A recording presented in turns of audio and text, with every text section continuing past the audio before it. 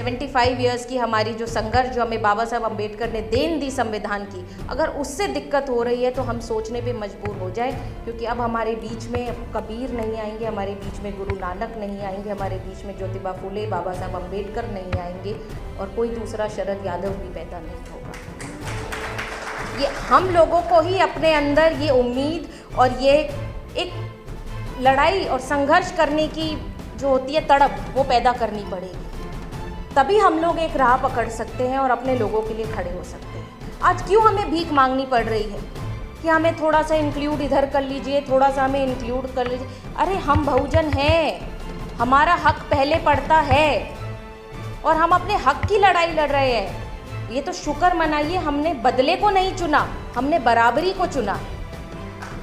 हम बराबरी मांग रहे हैं, हम बदला नहीं ले रहे हैं। जो 3000 साल की गुलामी सही है और सैकड़ों साल की, हम तुलसीदास को नहीं मानते, हम कबीर को मानते हैं। हम नहीं मानते कि शूद्र पशु नारी सब ताड़ना के हैं अधिकारी। क्यों है ऐसी बातें? कौन सोचता है?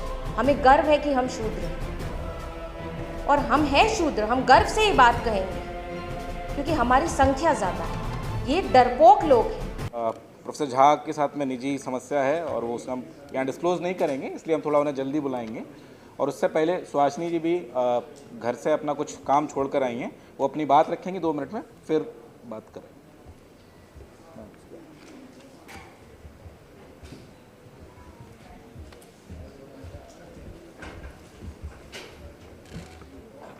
सभी को नमस्कार। जय संविधान, जय सामाजिक न्याय।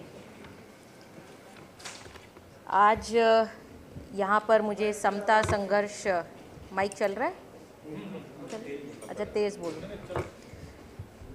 समता संघर्ष समिति द्वारा कल मुझे मयंक यादव जी का फ़ोन आया कि ऐसे ऐसे प्रोग्राम है और आपको आना है इसमें, और साथ ही जयंत जिज्ञासु जी और तमाम स्टूडेंट्स जो हमारे लगातार इस मूवमेंट में जुड़े हुए हैं, उन लोगों ने भी मुझे सूचना दी इस प्रोग्राम का। आपका धन्यवाद, आपने मुझे यहाँ बुलाने का काम किया। तेज़ बोलूँ माइक को? मैं गुजारिश करूँगी कि हमारे चेयरमैन साहब अनिल जैहिंद जी और हमारे कांग्रेस पार्टी के उड़ीसा के इंचार्ज अजय कुमार लल्लू जी मंच पर आ जाए तो अच्छा रहेगा।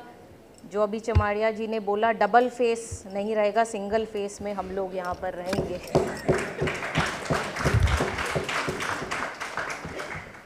साथियों, मैं यहाँ पर आई हूँ तो मुझे मेरे खून ने बुलाया है। मेरी रगों में जो खून दौड़ता है वो ऐसा खून दौड़ता है जो आज याद भी आप लोग कर रहे हैं, और लगातार जब ये चीज़ें चलती हैं तो मैं भी अपने पिताजी को बहुत याद करती हूँ। वो आज होते तो निश्चित तौर पर, चाहे बीमार अवस्था में भी होते, लेकिन आपके लिए आवाज़ ज़रूर उठाते।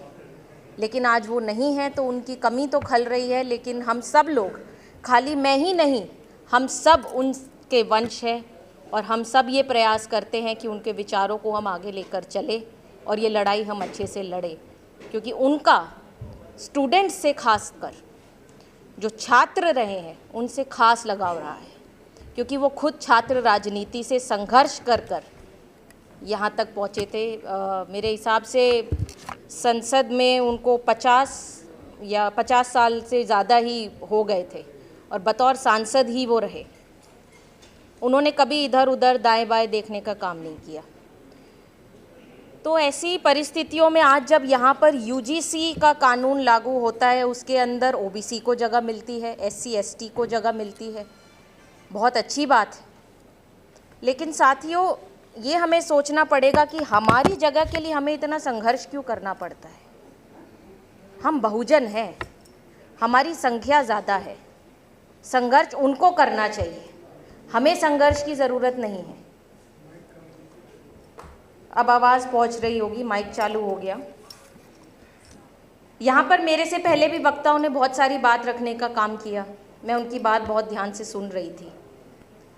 मैं बहुत लंबी बात नहीं रखूँगी, लेकिन मैं आप लोगों को ये ज़रूर याद दिलाना चाहूँगी कि जो हज़ारों साल की गुलामी, 3000 साल का जो आरक्षण कुछ मुट्ठी भर लोगों ने खाया, उनको तकलीफ़ है हमारे 75 ईयर्स ऑफ इंडिपेंडेंस के, और जो उसमें से कुछ लगभग 20 या 30 साल जब मंडल कमीशन लागू हुआ उस आरक्षण से ओबीसी के लिए, और जो 75 ईयर्स की हमारी जो संघर्ष जो हमें बाबा साहब अम्बेडकर ने देन दी संविधान की, अगर उससे दिक्कत हो रही है तो हम सोचने पे मजबूर हो जाए, क्योंकि अब हमारे बीच में अब कबीर नहीं आएंगे, हमारे बीच में गुरु नानक नहीं आएंगे, हमारे बीच में ज्योतिबा फुले, बाबा साहब अम्बेडकर नहीं आएंगे, और कोई दूसरा शरद यादव भी पैदा नहीं होगा।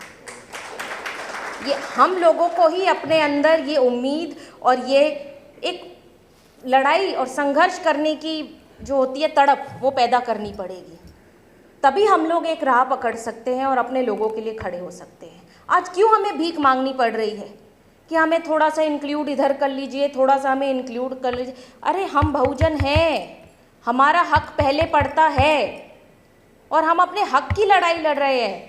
ये तो शुक्र मनाइए, हमने बदले को नहीं चुना, हमने बराबरी को चुना है। हम बराबरी मांग रहे हैं, हम बदला नहीं ले रहे हैं।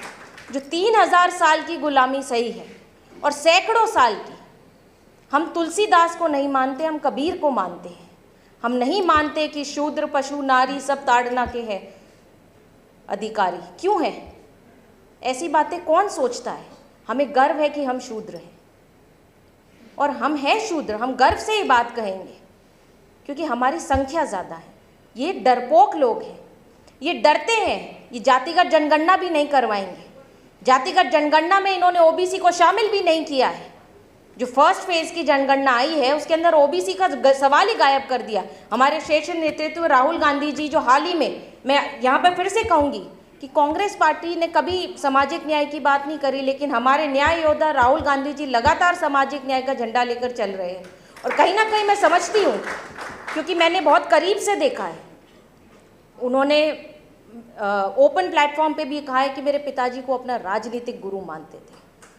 उन्होंने बहुत समय बिताया है उनके साथ, बहुत कुछ जानने की कोशिश की, बहुत ही उनके अंदर एक सीखने की लालसा है। और यही कारण है कि आज मैं, राजेंद्र पाल गौतम जी, अनिल जैहिंद जी, अजय कुमार लल्लू जी जैसे लोग इस पार्टी में हैं, बंधे हुए हैं पर है, और अपना संघर्ष कर रहे हैं और लड़ते रहेंगे, क्योंकि हमारे नेता हमारे साथ है और इसमें मुझे कोई शर्म नहीं आती कहने में। राहुल गांधी जी ने जातिगत जनगणना की बात उठाई, उससे पहले मैं थोड़ा जाऊंगी। मैंने बहुत करीब से 3 चीज़ें देखी हैं, अपने घर में देखी हैं। हो सकता है वो संघर्ष मैंने ना देखा हो, लेकिन जब हमारे घर में रात को खाना खाने के समय हम बैठते थे तो वो संघर्ष के किस्से, और हमारे आसपास जो हमारे घर के खुले द्वार में लोग आते थे परेशान होकर, भेदभाव झेलकर, उनको हमने बहुत करीब से देखा है। जो व्यक्तिगत रूप से लगातार मेरे पिताजी के पास आते थे वो ये बात समझते होंगे, उनके द्वार हमेशा खुले रहते थे। तो हमारे घर में ये सब चर्चा होती थी, आपकी चर्चा होती थी, हमारी चर्चा होती थी। मेरे पिताजी के पाँव इतने थे, वो लाठियाँ खा कर संसद तक पहुँचे थे, यहाँ वीपी हाउस से पैदल जाते थे पार्लियामेंट हाउस, जब पहली बार सांसद बने थे। तो वो संघर्ष उन्होंने देखा है। तो और ऐसा उन्होंने, अगर हमें ऐसा महसूस नहीं होने दिया, ऐसी प्रिविलेज उन्होंने हमें दी, लेकिन उन्होंने हमेशा ये कहा और ये सिखाया कि जिसके साथ बीत रही है उसके साथ हमेशा खड़े रहो। वो अपने हैं, इसीलिए मैंने बोला आज मेरे खून ने मुझे यहाँ लाकर खड़ा किया है। यहाँ पर तमाम लोग अपने आंकड़े रखने का काम कर रहे थे। मैं ये जानती हूँ कि भेदभाव होता है, और यूजीसी क्यों ज़रूरी है, क्योंकि हर कदम पर भेदभाव है। आप एडमिशन के लिए जब एंट्रेंस टेस्ट देते हैं उसमें आपको फेल कर दिया जाता है, आपको क्लियर नहीं किया जाता है। अगर भूले भटके अगर थोड़ा बहुत सीट भरने के लिए पिछड़े और दलित समाज के लोग पहुंच भी जाते हैं एम्स में, नीट में, तो उन लोगों को हटा दिया जाता है। मुंगेकर कमेटी की रिपोर्ट तो आपने देखी ही होगी कि एम्स में किस तरीके से फिजियोलॉजी के पेपर में टैगिंग कर विशेष समुदाय के लोगों को फेल किया गया था। उस कमेटी ने साफ बताया है इस बात को। क्यों एम्स में 4थे या 5वें माले पर SC ST OBC के बच्चों को कमरा दिया जाता है हॉस्टल में? क्यों हम लोगों को प्रिविलेज नहीं है कि हम घुसते ही अपने कमरे में जाएं और अपने आराम से रहें? 3-4 माले क्यों हम चढ़े? तो साथियों, ये सोची समझी साजिश होती है। इसके लिए बहुत ज़रूरी है, हमारे नेता भी हमको कहते हैं, और मैं देखती हुई अभी आई हूँ, मेरे पिताजी के लगातार संघर्ष रहा है।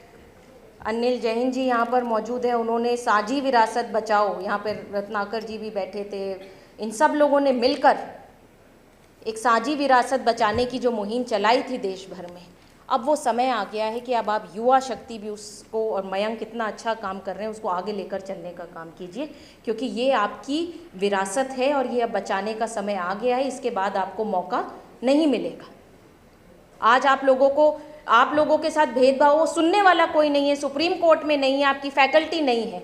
जेएनयू की वाइस चांसलर कहती है कि दलित और ब्लैक विक्टिम कार्ड खेलते हैं। अरे हमसे अच्छे तो वो गोरे हैं अमेरिका में, उन्होंने इतना बड़ा दिल रखा कि बराक ओबामा को वहाँ का राष्ट्रपति बना दिया। हम क्या है, हम आज भी उसी जाति व्यवस्था में पड़े हुए हैं, और ये जाति व्यवस्था नहीं जाने वाली है साथियों। आपका खून बदल सकता है, आपका लिंग बदल सकता है, आप अपना शहर, देश, नेशनैलिटी सब कुछ बदल सकते हो, पर आप अपनी जाति नहीं बदल सकते हो। ये सच्चाई है। पर जिस दिन एक मुट्ठी भर लोग जाति खत्म करने की बात ठान लेंगे, जातिगत जनगणना करवाने की बात पे अडिग हो जाएंगे, उनकी भी गिनती करो, हमारी भी गिनती करो। वो कास्ट सिस्टम मानना बंद कर दे, हम भी कास्ट सिस्टम मानना बंद कर देंगे। हम तो मान ही नहीं रहे हैं कास्ट सिस्टम, हम तो एक तरफ पड़े हुए हैं। तो इसीलिए साथियों, यहाँ पर आप लोगों ने मुझे बुलाया, मैं ज़्यादा समय नहीं लूँगी। आज मेरे दादा ससुर राव महावीर सिंह, जो हरियाणा में कैबिनेट मिनिस्टर रहते थे, उनकी पुण्यतिथि भी थी, तो मैं अपना कार्यक्रम छोड़कर यहाँ पर, मुझे मयंक ने बुलाया और मेरे दिल के करीब था ये विषय, तो मैं यहाँ पर आई। आप सब लोगों ने मुझे सुनने का काम किया, बुलाने का काम किया, उसके लिए बहुत बहुत धन्यवाद। शुक्रिया सुभाषिनी।